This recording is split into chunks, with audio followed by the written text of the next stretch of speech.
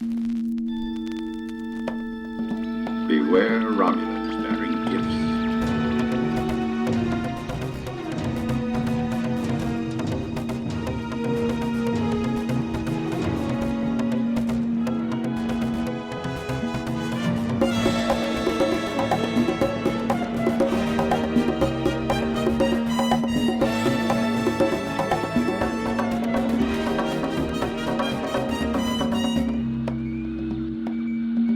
Hi, this is Eric, And this is Carl. and welcome back to this Romulans Bearing Gifts, episode 64.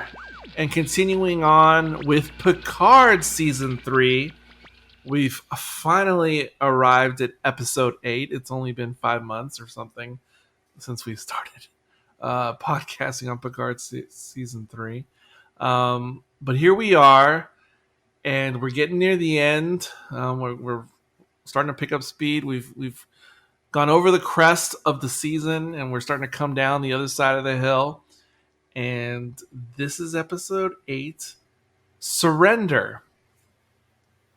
All right. So, this show kind of had like that opening arc of 4 episodes, and then we sort of had like a little, calm episode. And then this episode is almost like a 2-package deal with the preceding episode. Like, this is almost like a little 2-episode little mini chapter. You're saying the continuation, like part 2 of this. Yeah. Just a little. Yeah, thematically, this is definitely like the resolution of the previous episode that we discussed. So that's how it really feels to me. Part 2 of 2. But as we know in the previous episode, Vadic had just, against all odds, with Picard's and Shaw's crews, like poor planning, against all odds, Vadic and Co. was able to assume command of the Titan. So annoying. And now we're left to deal with that. She's taking over the ship. Picard, Geordi, and Beverly. daughter. Beverly. Oh no, I misspoke. I meant Geordi, Data, LaForge Jr. are somewhere dealing with lore and all that business. And then, yes, Beverly, Picard, and young Jack. I don't know if they're still in sickbay, but they're dealing with the situation of Vadic being on the bridge and taking everyone hostage on the bridge and starting to set up little mini shield walls everywhere and trapping other members of the crew all over the ship. And ultimately, Vadic wants Jack, and she sets up a situation where, I'll give you some time, but if he doesn't show up, I'm going to start executing people. Harkening back, of course, to Search for Spock on the Genesis planet with the Klingons. But yeah, here we go. It feels like the second part of a 2-parter. And on top of that, they are intersecting an awful lot of stuff. This episode has a ton of stuff going on in it that, has been led to it from previous episodes and character development and all that. On the surface, it is this hostage story of, Vadic and our crew being taken hostage aboard the ship. But if you back up, you'll see that it is the intersection of so many other storylines. This is complex. This is a complex episode. On one hand, to me, it's a little hard to watch because, it's the murdering of the innocents, and I don't like that Vadic has control over the ship, but combined with the fact that I agree, it felt kind of like poor planning on the hero's part that she got that authority. So you got somebody with, doesn't have it shouldn't be in charge, systematically killing off bunches of people. That scenario, while tense, is also a little difficult to watch. I personally, anyway, I don't find that all that exciting. But given the tension, given everything else that's going on the surface, that seems to be the heart of the episode. It seems to be the main thing that's going on. But there's a ton of stuff. So quickly, when you're watching it, yeah, okay, it's a hostage taken, and Jack and crew have to get out. That is it. That's the main arc. But now look at all of the subplots that are happening and intersecting in this one episode. So, 1, you got Vadic takeover. 2, there is Jack's evolution going on in this. So he's starting to understand his abilities a little bit more, and literally leading to a door that we want to open. 3, Troy and Riker are back together. Yeah. Don't forget, hanging out in the brig. Those two are getting chummy again, and it was actually pretty touching. What was happening with that. Don't forget, Rafi and Worf are finally showing back up, and meeting up with folks. So Rafi and Worf showing up just in time, right, to help out Troy and Riker. Yes. Then we got Data Lore's internal fight coming to a crescendo in this episode. So them two doing their thing. During the Worf, Troy, Riker rescue, there's that interesting little thing that happens between Worf and Troy with Riker standing by. Yes. That's opening up some interesting things. And, of course, good old Geordi and Data finally getting back together, seeing that posse together after so long. All of this is going on in the same episode. Yes. So on the surface, and it is, the main plot, Vadic's takeover and, Jack and crew trying to resolve that. That is a strong, firm A plot for this episode. But then you got B, C, D, E, a little F hanging off there. And the fact that you got to point it out is a sign that they did it in a way that is actually pretty elegant. It doesn't feel, look at all this stuff. Look at all this stuff that's going on. And it didn't feel disjointed or unorganized or forced in any way. All of this going on in one episode. So once again, Picard holding its own in terms of complexity and richness in storytelling.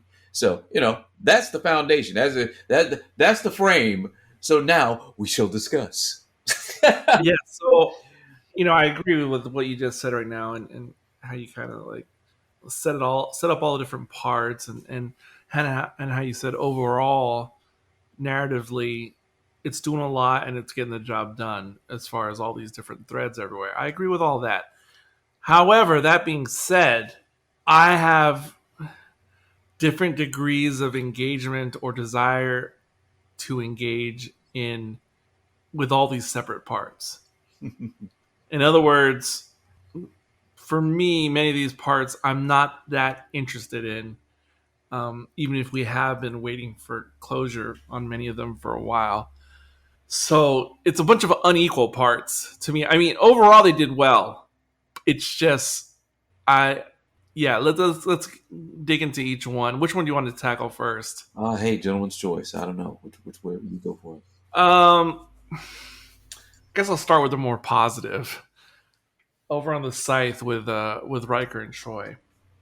So it's unfortunate that it took this long, because Deanna is basically the last addition of the original crew to join the season.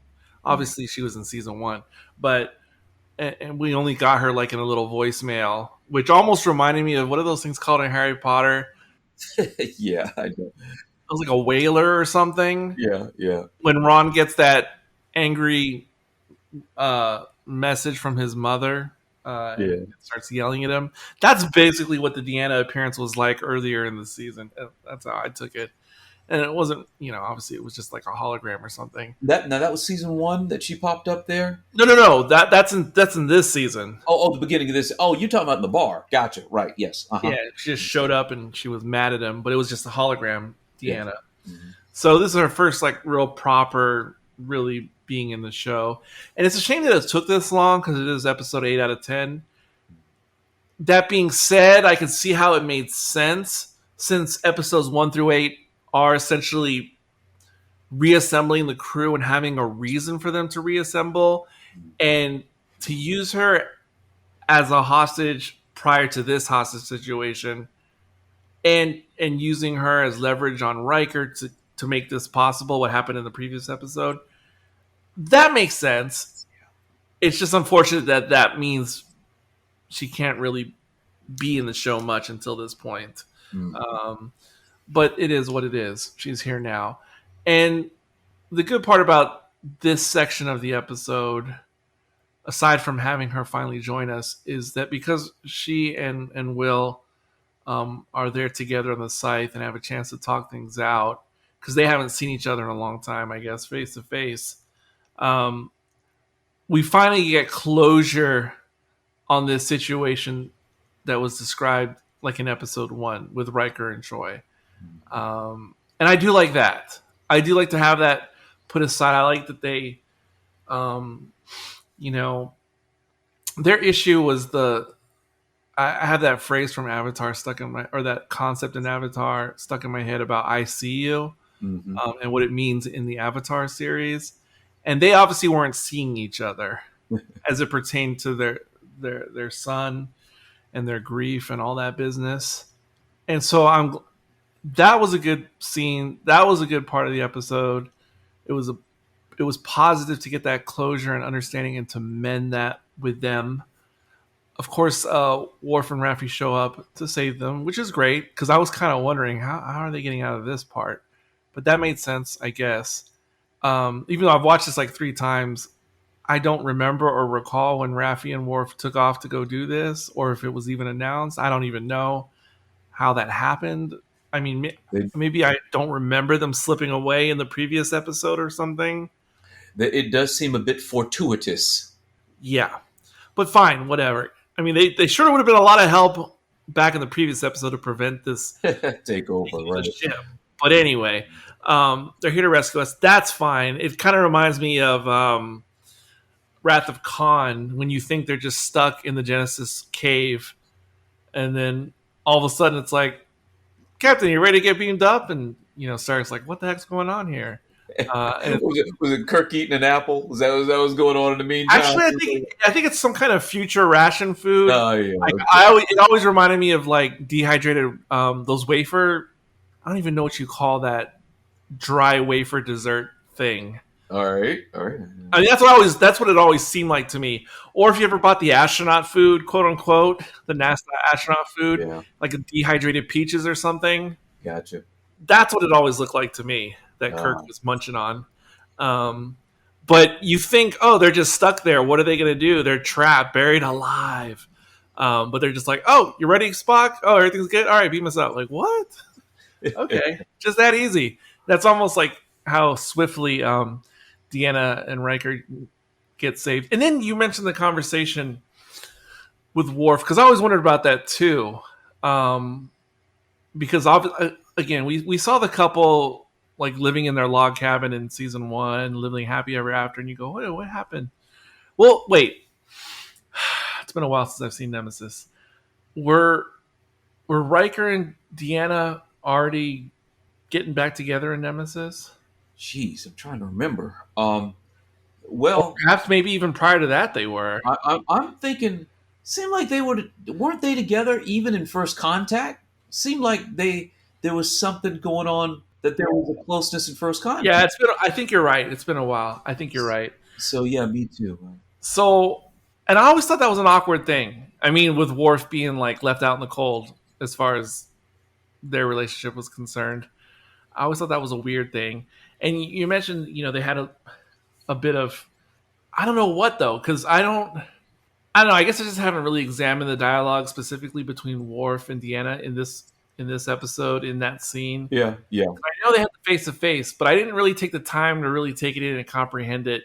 I don't know. I don't want to put you on the spot. Can you explain it to me? What I'm going to give it a shot. This is all I got because I've seen it maybe 2 times now, so I'm no expert. But here is the thing that we have noticed, and again, they do a good job of making stuff consistent. So we see that Worf has personally evolved, right? He's the new Zen Worf Right. in this season.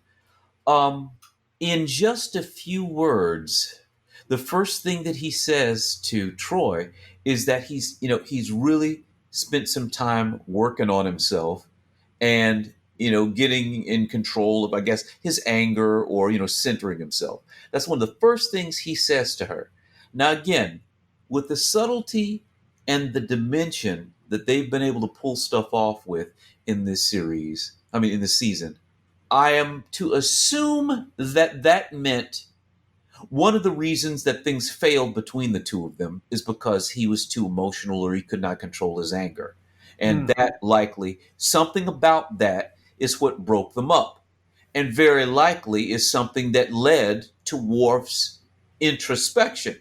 So piled into this very brief little dialogue, he leans in. He's like, "Oh, I've really been working on myself here. I'm getting centered." And Troy is looking at him and sensing him, and can sense that there has been a major change in him. And she's pleased that he's found this centering that's going on. So it is my assumption that the major cause of their breakup had something to do with Worf being super emotional, which, dating a Klingon, who could have seen that coming? But anyway, that now the fact that not only is he, practiced in his Zen, she, of course, as a Betazoid, can sense that there's something more serene about him. And so she finds that, attractive and restful. It's, "Oh, I'm so happy to hear that." And he's dying to tell her because, this is something that he's been working on for so long. And, it's approval. It's somebody he cares about. This whole dialogue is going on. And Riker's like, "Hey," Riker, in the background. Yeah, I just queued it up right now because the rescue scene, and when they first, he saves them, they embrace, and the first thing Worf starts off with is like, "Oh, Deanna, I have counted the days since last, I saw you. It is like the ocean waves, like unending, and I've been thinking about your empathic powers while I've been going through my, my self healing." And she says, "Oh, that's wonderful, Worf." And then that's when Riker says, "Inappropriate."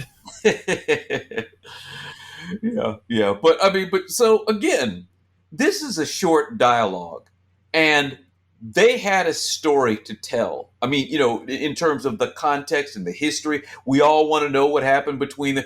This little brief exchange gives you just enough to try to piece together what might happen between the two of them, what's happened in the interim, what led to Worf's evolution, all of that stuff. It gives Riker a chance to stand up for his girl too. All of that sort of in this very, very brief dialogue. Well done. That's a lot of depth there. There's a lot of richness in that. Okay, now that we hash it out, I could buy that. Mm-hmm. And like I said, of our hanging threads in this episode, The BCD plots. yes, this is probably my favorite, or the most positive, or the one that works for me the most. And it's also probably the briefest as well in this episode. So yeah, I like that one. Which one do you want to do next? You want to do Jack's evolving? Sure, why not? I wasn't going to choose it next, but that's fine. Why not? So Vadic's taken over the bridge, and everyone else, all our other characters on the ship, have been basically locked out of the system. Like I said earlier, Vadic has set up her ultimatum that she's just going to keep killing people until Jack arrives or is delivered to her.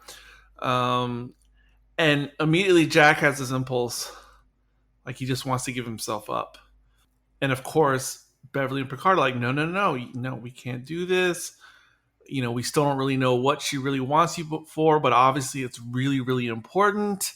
And I think Picard also says, and even if you go to her, she's just going to go ahead and like blow up the ship anyway, like trying to imply that you're not going to save anyone, even if you self-sacrifice or give yourself up.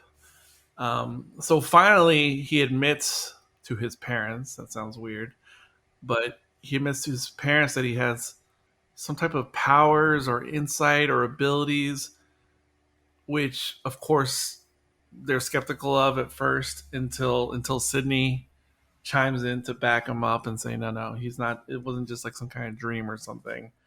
Like this is a real thing.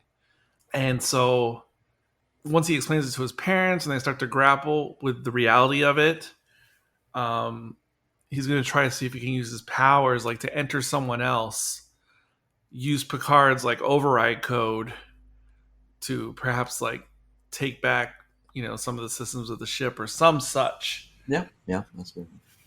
Yeah, and so eventually he does go, and I wish I knew the names of some of the unnamed crew members. They may be named in the episode, but I don't know all their names. The young crew, the bridge crew of the Titan ship. He goes into the Bajoran guy, and he kind of gets the code in, but Vadic's on top of it, and so she squashes that really quickly. And I don't really like this thread. Because, well, first of all, I'm not sure what you're supposed to do anyway. Because again, give yourself up. That seems terrible. Like it doesn't seem like it's going to resolve anything, especially in the big picture. And by big picture, I mean not just the Titan and everyone on it, but what this could mean for the greater galaxy or the Quadrant or the Federation or Starfleet. Like, it kind of seems to me like if I use my Spock brain, you have to just allow Vadic to kill everyone one by one. Like you can't give up Jack. You just can't. And whether as I'm watching it, I'm annoyed by this plot thread because I don't like either outcome. Them killing everyone or him giving himself up. It just it's tense. It is tense, but I find it more annoying that the narrative got us to this impasse in the first place. Mm-hmm. I don't know. I found it more frustrating than thrilling. This particular predicament. Yeah. Well, that is part of why it was hard to watch too. I agree. It was tense, and it seemed, like I said, unnecessary that we got here. Yes. We didn't see a way out of this, so that further frustrated the situation. It's uncomfortable, and he doesn't really even know what is wanted of him and what his abilities are. So that is an additional stressor in this. I mean, not just for Jack, but for we as an audience. Well, what is this? What does he want? What does she want? What can he do? This kind of question. Now, Picard has got us asking questions every episode, but when it's really tense like this and we need some movement, it's particularly difficult. Jack not having full control of his abilities, we not knowing what the purpose of him is in the plan, the broader plan. That's tough to watch. It's tough to watch. All right, we'll come back to the bridge situation a little bit later. Yep. But let's zoom on over to Geordi and Data lore. Mm-hmm. And I really should learn the other LaForge daughter's name because I know Sydney pretty well. She's so quiet. That's the problem. Yeah, she is quiet. Mm-hmm. But, okay, so again, we're locked out of systems. So also, eventually when their first attempt fails, one we just talked about with the code, Picard and Crusher, Beverly, they see like the only, what other way could we possibly, get some control over the ship's systems? And of course, that's with the help of Data, be the perfect solution. So they go back over there. She literally defined his specifications. So if we need an android that has this much CPU power, it was funny. Yeah, it was so obvious. We're like, yeah. So they go over there to Geordi and daughter, and they tell him, we need him right away, obviously. But Geordi's like, no, I can't because he set up that that divider or whatever you want to call it, that boundary inside of Data's positronic brain, because the lore and the Data parts of the positronic brain were, battling with each other, as we could see by the graphic, like the 3-dimensional or risky game that was being played. We could see that lore was starting to overpower, so he put this boundary up, which we see represented like in a Matrix, like, The colors. and I mean Yeah. Matrix, like the movie, The Matrix. Mhm. It's almost like, yeah, they're in the Matrix, Data and lore, in a Matrix-like environment, and where they can see each other face to face with a barrier. Um, but Picard's like, but no, we need Data, and he's like, but I couldn't let him run. I mean, I couldn't just leave him plugged in and let him go on because of the situation with lore. But they ultimately decide we just need to take that chance and roll the dice and see what happens. So Geordi drops the barrier, and Laura immediately starts to take advantage of that.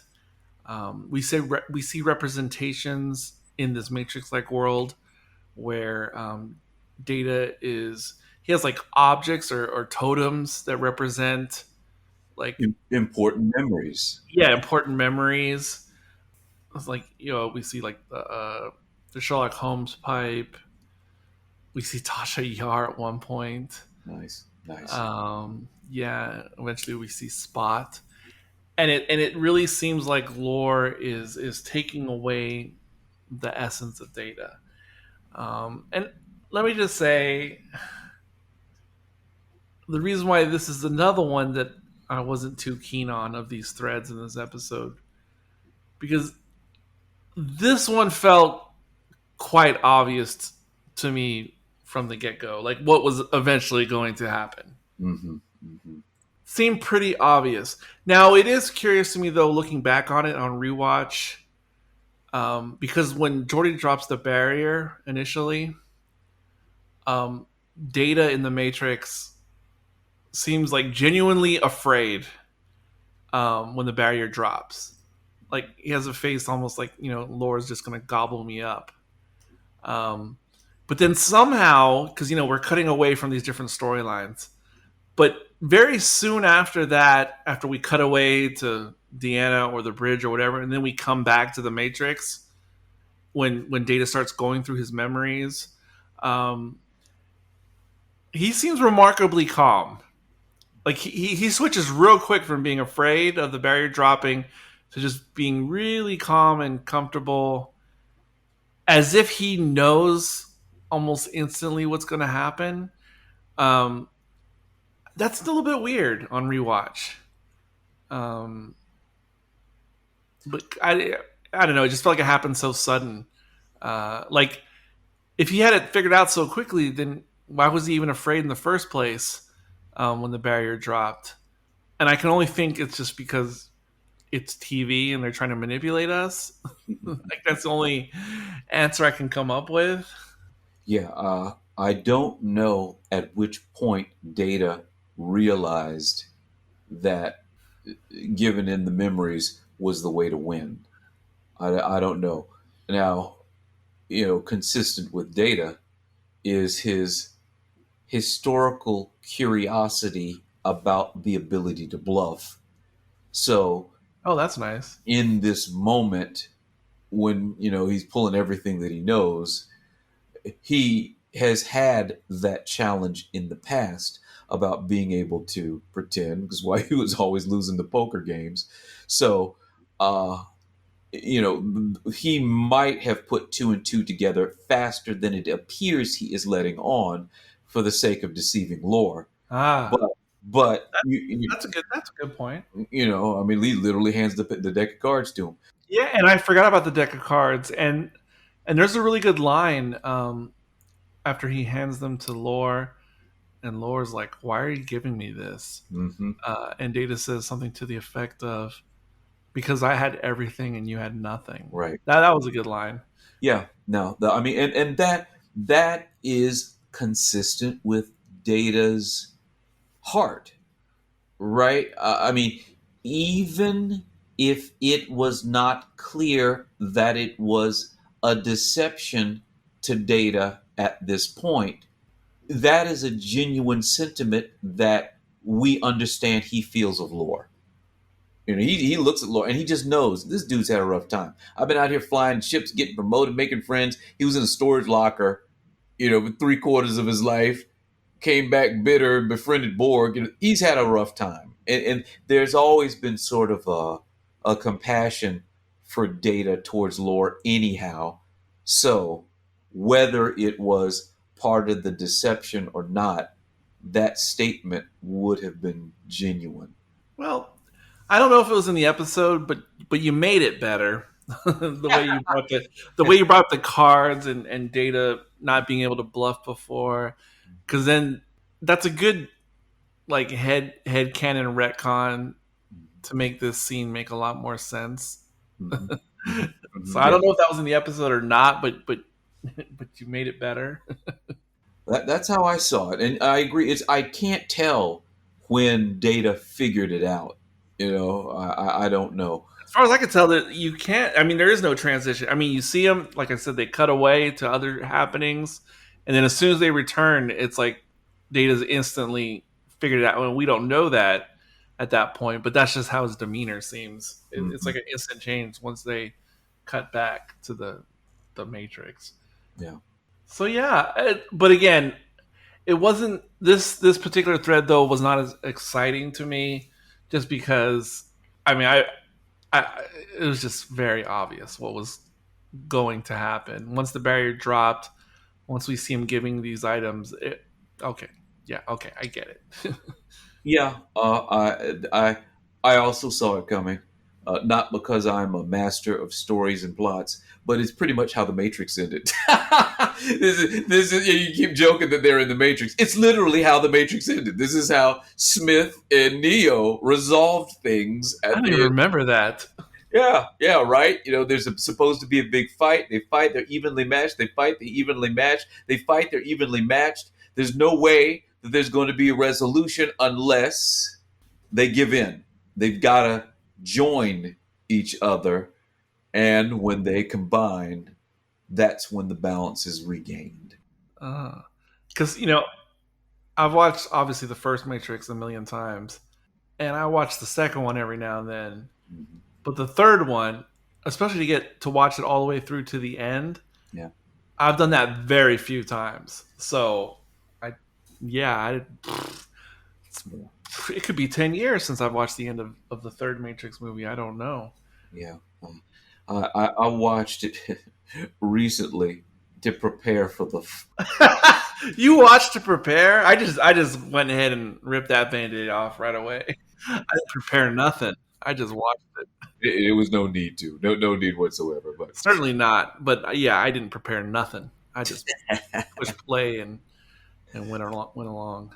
But anyway, yeah, okay, so that takes care of that. So I mean, we kind of got most of our threads resolved now. Let's get back to the bridge. Mm-hmm. And Jack comes, and he does this like solo thermal detonator routine. I wasn't gonna say it. I wasn't gonna say it. It's not solo because it wasn't a rock. It was actually Leia and Jedi because it's actually a thermal detonator. It even had the light on it. It's even orb shaped. It's literally a thermal detonator. He walks on there with it. Oh yeah, I forget about Leia too doing that because I've watched Solo many times, just very recently, so it's very fresh in my head right now. Yeah, but okay.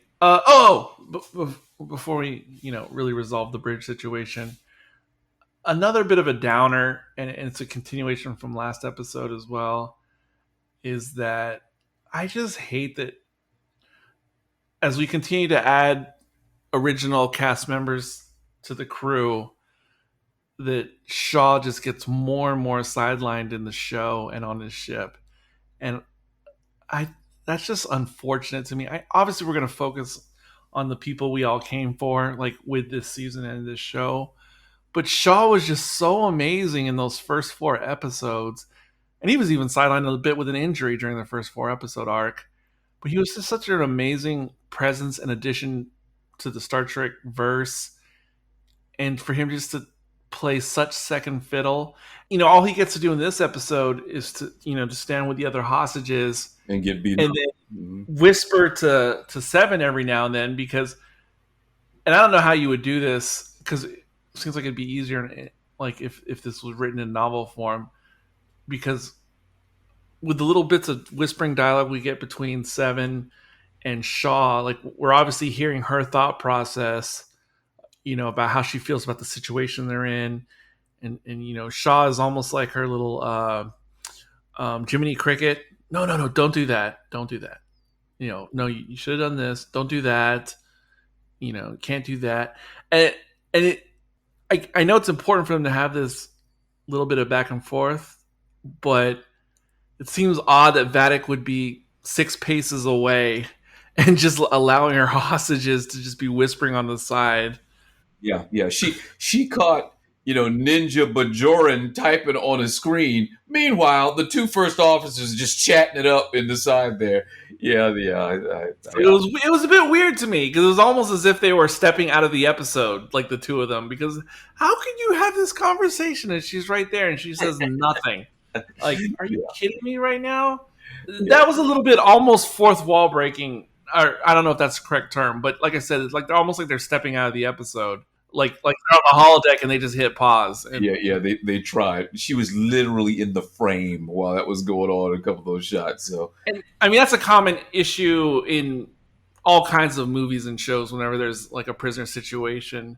Because prisoner taking 101, you don't let them like talk. And I can't tell you the number of times it's an issue in Star Trek and other in Doctor Who and whatever. Like, okay, you took him prisoner. Do you have to put him in the same cell? That never works. That never works. Same cell. We left a screwdriver in there. They go. It's always so convenient. Yes, it always fails. Like that's a lot of crew members. I mean, I know she had them lined up for potential hostage and assassination. That's a bunch of crew to have standing right there next to each other. If they'd gotten the right attitude, they could have jumped some people. That was a bunch of crew she had lined up.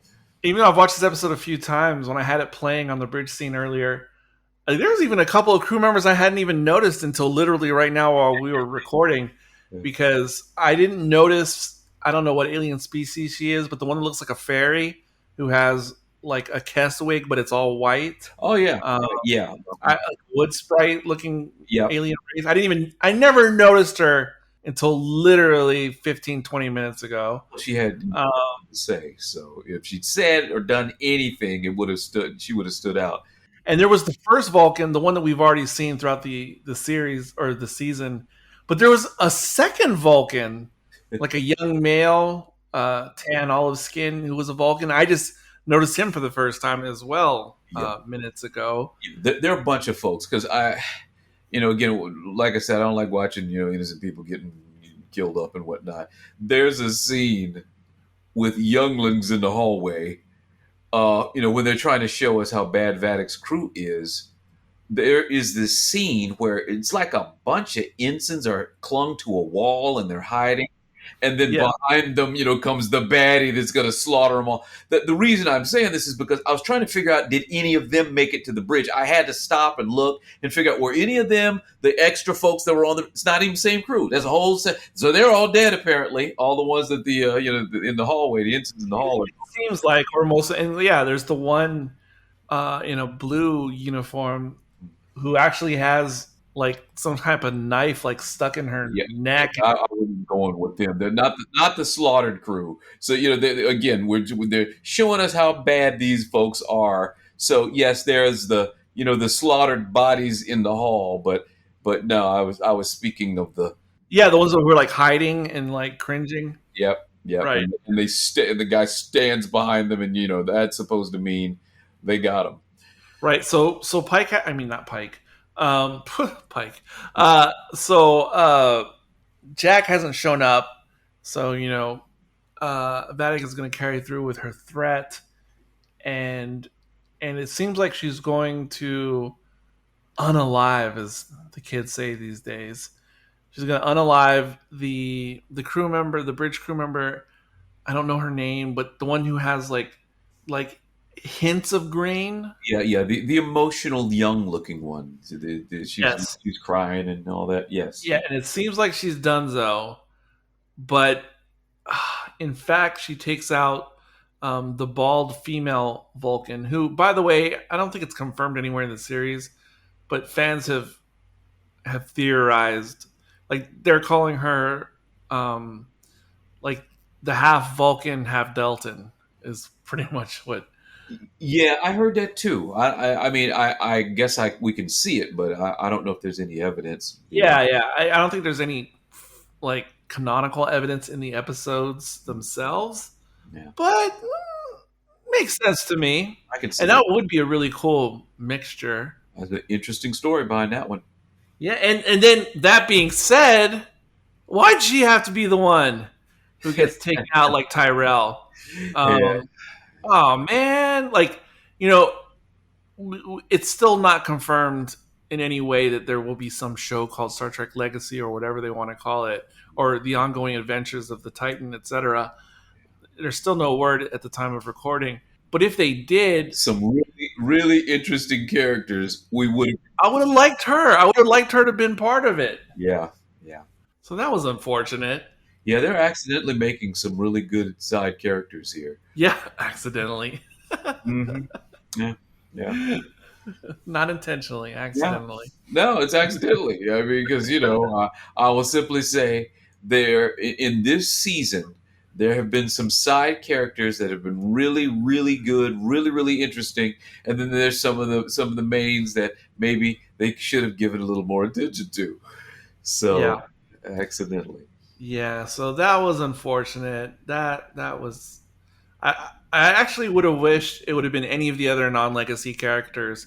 Well, not Shaw, of course, but besides Shaw and legacy characters, she would have been my last choice. I mean, in terms of, like I said, wanting to see her go on. Take the Bajoran or take the other unknown Vulcan or whatever.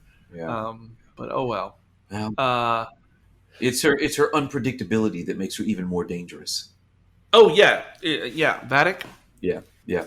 Right. And then actually, once she gets killed, and I don't know if it's Seven who comes on the comm, or someone speaks to Picard, who's one of the good guys, like right after she gets Yeah, killed. I think it was seven. Seven, yeah, and it really reminded me again, going back to Search for Spock, when Savick says David is dead. It's it's not the same words, but it's the Yeah, same type of like yeah. reporting of what has just happened. Nice, nice. Yes, yep, yep. I did not remember that, but you were correct. It's got the same kind of feel. Yeah. Uh, and apparently Jack hasn't completely come without plan because what always happens to the diabolical villains in Trek or James Bond or whatever, they always get over their skis with their overconfidence uh, of the situation, with them thinking they have the total upper hand, and finally, uh, took 8 episodes, but finally Vatic comes to an end, for better or for worse. She, they set her up. Well, Data's able to form like this force field barrier around Jack and Seven. Technically, I think the thermal detonator did that. I think that. Oh! You might be right. You might be right Mm. because yeah, it's not really what he says it is. I think you might be right. Because remember, Data blows open the deck, so I'm pretty sure it was Jack's little hand force shield thing that secured them. Yeah. So the screen opens up like the training bridge in the opening of Wrath of Khan, except it's not just a studio back there. It is actually open. Cold dead space. Yep. And yeah, that's Vatic because I almost thought she was gonna like do some type of changeling something and like do like a Princess Leia in the Last Jedi or something, and like go into like gloop form and somehow get back to her ship or something. Yeah, yeah. I mean, again, interesting accidental characters. I could stand to see her again. if this had not been the end, or if this is not the end in the double A. I could have Yeah. asterisk. However, Mhm. as it pertained to our story arc in this season, Yeah. Yeah. while she started off really strong, Yeah. Yeah. I'm done. Like, I'm good. Thank you very much. Hmm. Because we know there's a bigger bad looming out there somewhere. Yeah. And all right, could we get to there already? I mean, yeah, they were withholding that a bit long for my taste, Hmm. like revealing the ultimate baddie, and so therefore I was happy for her to be dispatched, at least from this story or this season. And yeah, it would have been nice to see her in some other context somewhere else, Yeah. Yeah. but she just annoyed me so much with the previous episode, even though it wasn't really her fault. It was probably the crew's fault for being so incompetent in the previous episode. But she really got on my nerves with her success in the last episode and her seeming success in this episode. So for her to be gone, thank goodness, that's fine. Um, yeah. There's a little bit of denouement. I'm not sure if I said or used that word correctly, denouement. But once Vatic is vanquished, oh yeah, it is in this episode. I thought it was the next episode. So this is the first time, at least in this season, that we get all the original crew back together in the same room, face to face. Yes, indeed. The crew reunites. Which is cool, and I get it, but I know why it's this way, but it still seemed weird to me that they were catching up and discussing things, and Shaw still wasn't in the room. Yeah. Yeah. Now I get it; it ruins the whole vibe of the reunion, Yeah. Yeah. and that's probably the number one reason why he's not in the room. Yeah. But it still seems weird to be discussing a bit of like where are we going to go from here, and for him not to be there. When it's his ship. Yes. That too. Yeah. Yeah. I mean, they're literally behind the bridge. So, maybe he's on the bridge, but I agree. I mean, there's no way to do that gracefully, though, because it would have been awkward if he'd been there and we noticed that he's gone. So they went with the sentiment instead of, Yeah, fine. I'll give you that.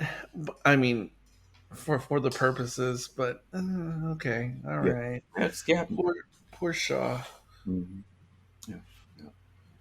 But touching reunion. It's good to see the posse back together again.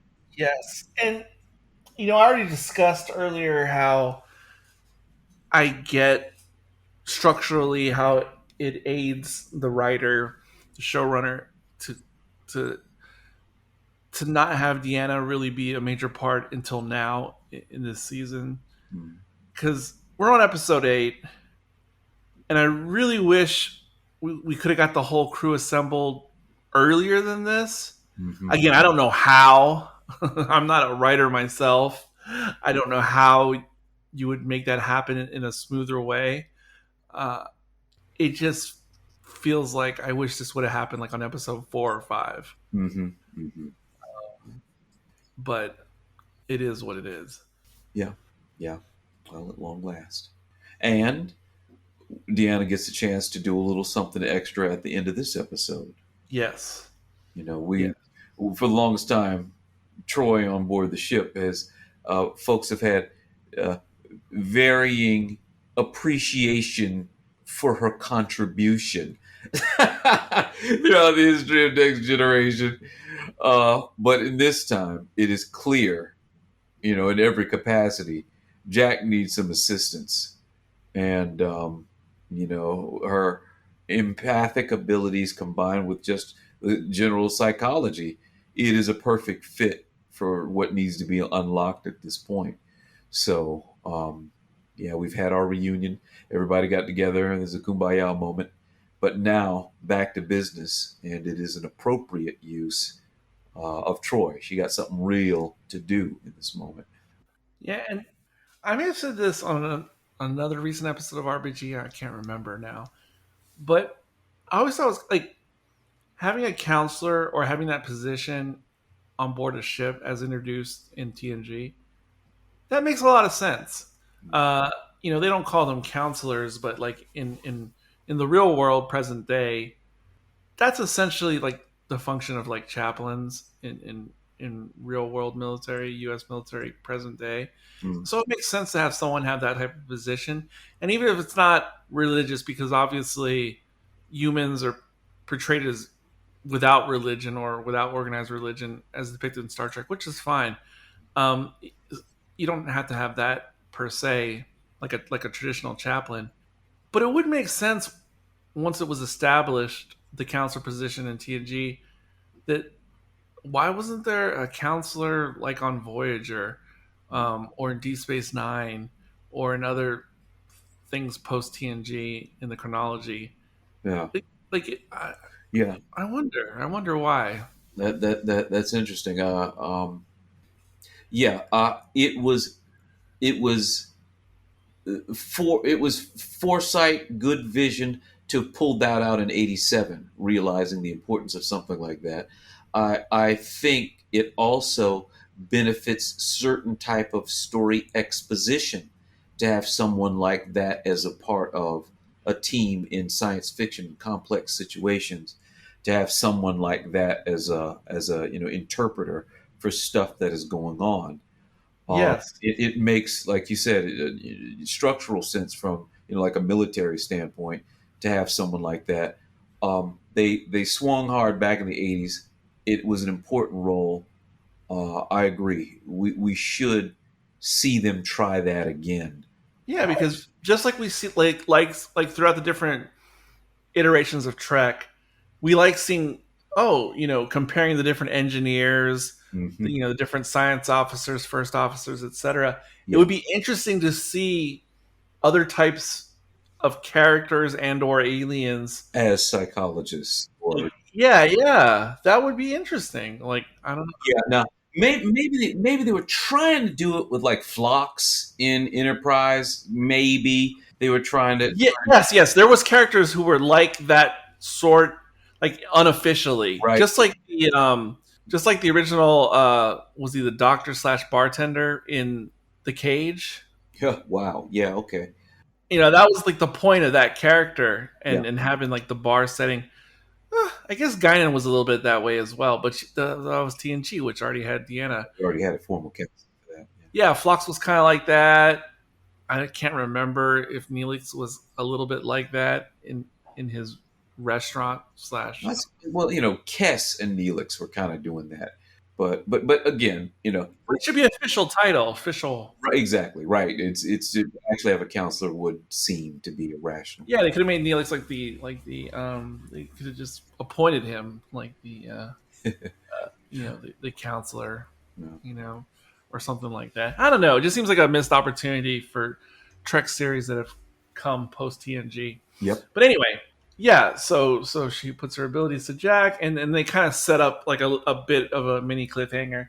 And this kind of annoyed me too with the episode. It's not really the episode's fault, but let me just go ahead and say, like, this is not one of my favorite episodes of season 3. Yeah. It's between this one and the previous one are actually probably like my least favorite of the season. Now, it's not a bad episode by any stretch. Neither is the previous one. I wouldn't say it's bad. It's just the lowest for me of this stellar season. And yes, I'm glad we've finally put the Vatic arc to rest. But then in the final 5 minutes or so, then we finally get to what I've been really dying to learn. The true, like, what's going on with Jack and why is he so special. Like, we finally get to it at the very end of this episode, and then of course we're just kind of left like on a mini cliffhanger, and I'm like, oh, great. Oh my gosh. Maybe I'm not remembering this or misremembering, but the imagery of the door, keyhole, and light in the keyhole, Yeah.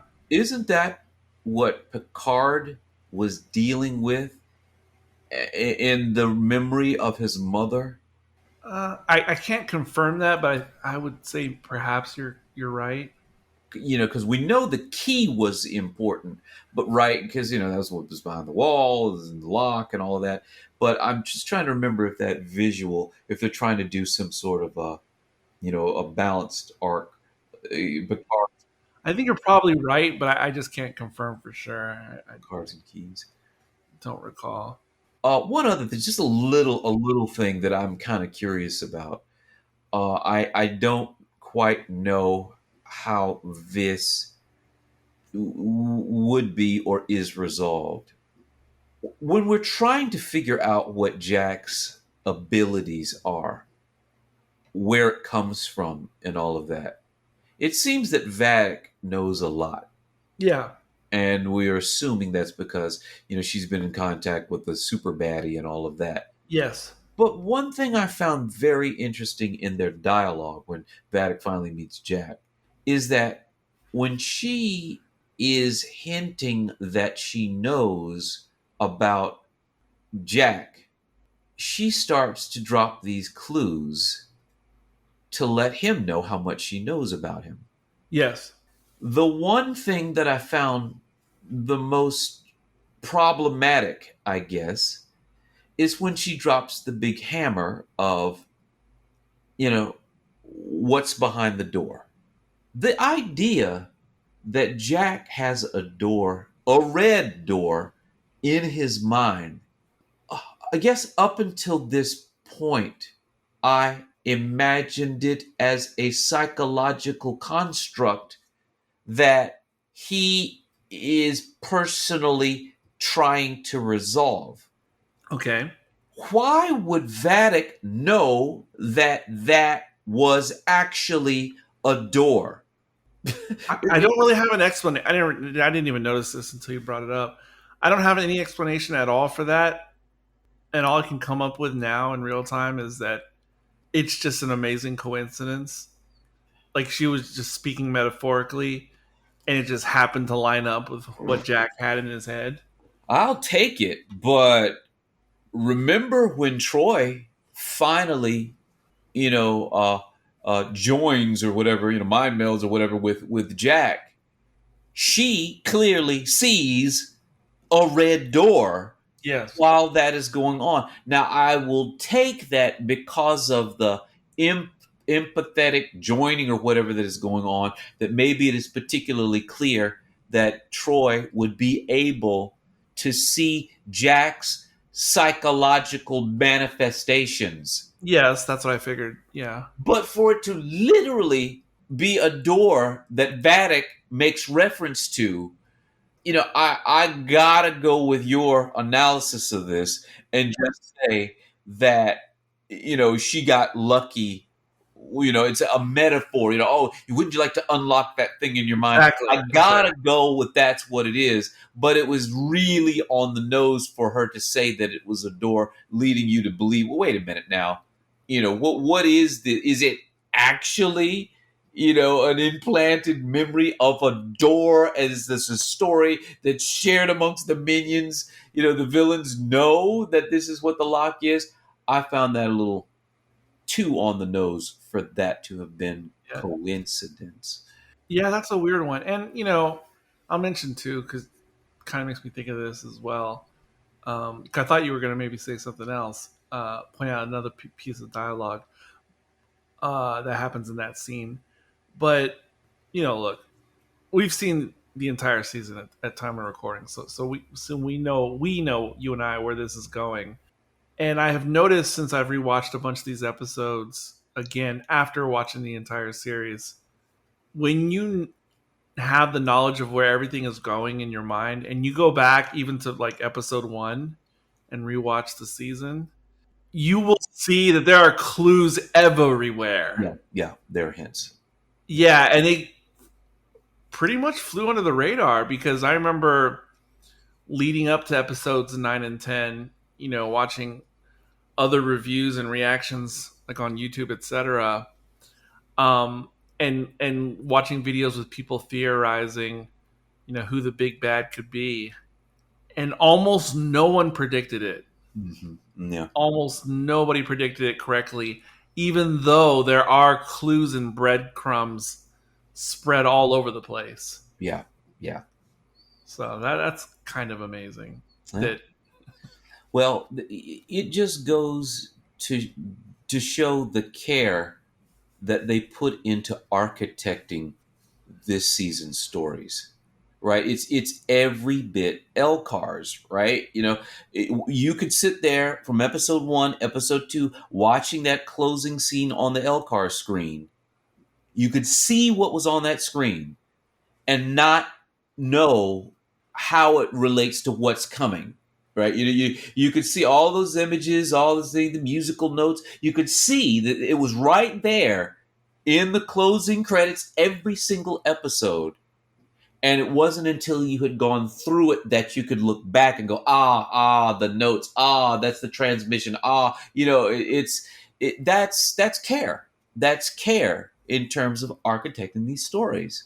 So yeah, they're on the ball. And I will say too, like in that L Cars thing, the two things that were the most difficult that I just could make no sense of were the 3D risk game, or the image of like the dots and the connecting and the red and the blue. Mm. I could not, for the life of me, figure out what the heck that was going to be. Mm-hmm. I actually thought it was going to be Picard related, like his positronics or something. It is called Picard. I thought it was going to be him. That one, and I can't remember exactly what it looks like in my head right now, but the other one that involved like the weird square, and there was like another street. That's the transmission I was talking about. Yeah, that's the I could not. Those were the two that really had me stumped. Mm-hmm. I just couldn't make heads or tails of either of them. Well, and technically the DNA too. These are all really good. We knew it. Oh yeah, but at least you knew it was DNA, and I kind of figured that had to do with Jack. I didn't know if he was cloned. I didn't know, something. I don't know. Yeah. But at least it's DNA. It's like the structure of a person. Right. I see. The other two were so abstract that yeah, like absolutely no idea. But there you go. Whew. All right, so let's rate this sucker. I'm gonna go. I don't even know. I can't remember what it was actually called in the episode, but I'm just gonna call it the thermal detonator. Yes. And out of 5 thermal detonators, how many are you gonna give this episode? Ooh, I am torn for the reasons that you stated. It is clear that there is a skillful artistry weaving together so much stuff in this episode. Emotions, crews, plot stuff. There is an artistry to doing that. But I also agree with you that it's kind of a hard episode to watch because sometimes things seem too convenient. Sometimes the plots that you want are not getting the attention that they need. There's a lot that keeps this from being my favorite episode too. And it's not even that it feels too busy. It's not that. It's not that. It's something else that it's a necessary episode. It's a perfunctory episode. Like it serves a purpose in the overall narrative. Like it has to be done, like a prerequisite. Mm-hmm. It's like the opposite of a setup episode. Well, actually, it's both. It's a closure and a setup episode for the final 2. Yeah. It's closure, and that finally the crew is together and their separate issues have been resolved. Now we are set up for what the finale is going to be. So yeah. Yeah, if you look at the structure of the Fellowship of the Ring, just that one, not the whole trilogy of movies, just the Fellowship of the Ring. Mm. This is like we finally got to Rivendell, Yeah. and we've established the Fellowship, which in that movie is the midway point. Yeah, right. Mm-hmm. But for this being 10 episodes, we got to Rivendell in episode 8. Yeah. Good grief. Yeah. I wish it would have been somewhere more in the middle of the season. Yeah. Because it feels really lopsided in that way. Because all of this leading up to episode 8 was getting to Rivendell. Yeah. And then establishing our purpose and assembling our team. Like, good grief. Yeah. That's my one like demerit on the season overall. And again, I don't have a solution. I don't have a better way to do it than how it was done. It's just that's my one overall nick on the season as a whole. Well, I tell you what, we're going to come back to that on the finale. We'll talk about that more for the finale. But all right, so saying all that to say, out of thermal detonators, out of 5, I'm giving this a 3.5, and I'm defending why, because I am so impressed with the artistry of it. There's a lot of thought, there's a lot of talent. It doesn't feel forced the way you think it ought to be. Yeah. But at the same time, it something about it maybe it's a little rushed. There's something about it that when I realized I needed to go back and rewatch this episode and I settled into it, I was like, oh yeah, this one. Yeah, this one. So I'm gonna, it is not my favorite of the season. It was well structured. Great things happened. 3.5 for me. Yeah, and I agree with everything you just said. That being said, I'm giving it a 3.0 for me. Wow. Okay. Because that's the lowest I can go until I start getting into the territory where I dislike outright to some degree. And I don't dislike it. I don't. Yeah, that's the thing. That's the thing. It's well done. 3.5. Yeah, it's good. It's just, and it's miles better than virtually all the episodes in season 1 and 2. Yep. If we compare it that way. Yep. But amongst the other greatness that this season has given us, this is the low point. This is the dip for me. Yeah. But it's still passable. So that's why I'm giving it a 3. I can't go lower than 3. Yeah. And I personally don't feel right giving it more than a 3 for my personal taste. Yeah. So yeah, that's what we're doing here. That's all right. Yeah.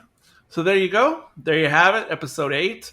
Now I don't know if we're going to get back to Picard season 3 in the very next episode of the podcast on the feed. Could be the next one, or maybe there'll be the one after that.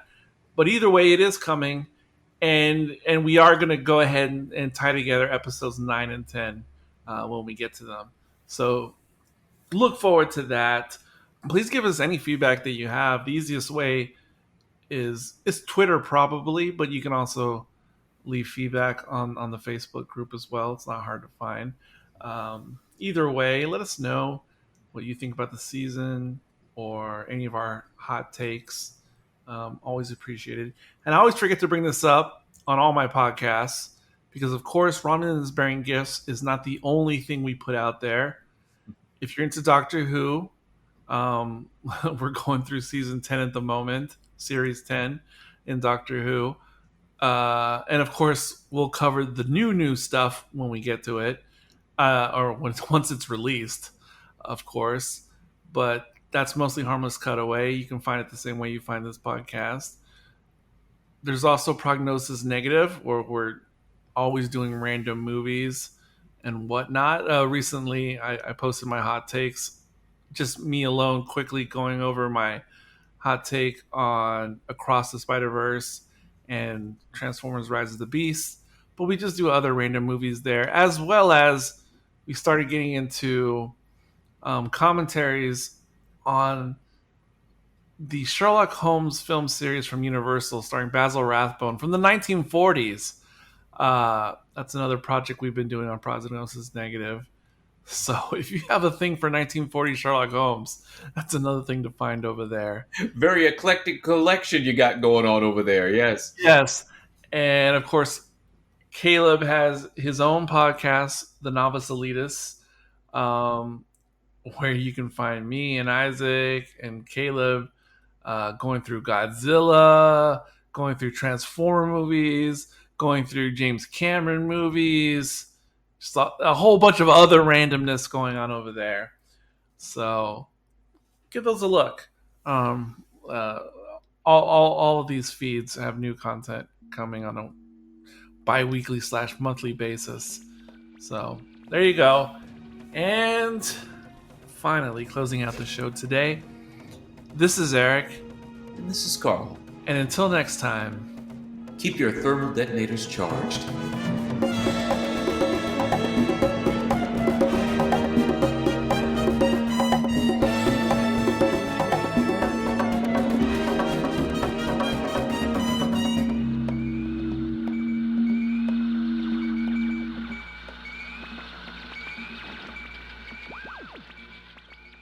Beware Romulans bearing gifts.